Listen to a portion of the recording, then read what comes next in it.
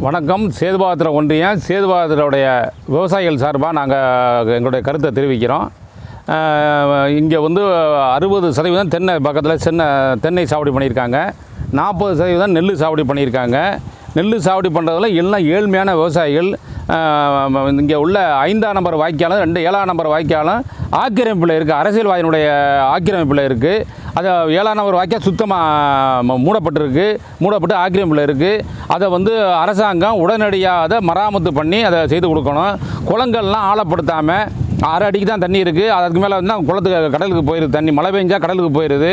மேட்டூர் அணை தண்ணி இங்கே முறையாக வர்றதில்லை.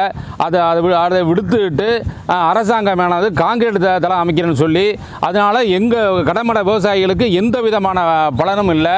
அது கான்ட்ராக்ட்காரவங்களுக்கு தான் லாபம் அடைவாங்க. இது அரசியல்வாதிகளுடைய சூழ்ச்சியான செயல்.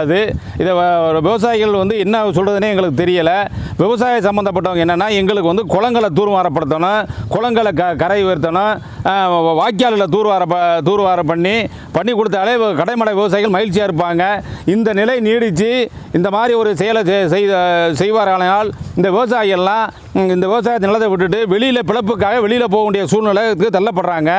இதை அரசாங்கம் வந்து முறைப்படுத்தி இதை பண்ணணும்.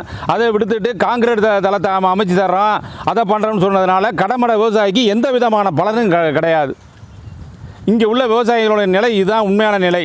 இதை வந்து ஒரு முறை அரசாங்கம் வந்து ஆக்கிரமிப்பை அகற்றி கொடுத்து குளங்களை சீர்படுத்தி கொடுத்து இந்த இதில் பார்க்கணும். இதை வந்து அரசாங்கத்தினுடைய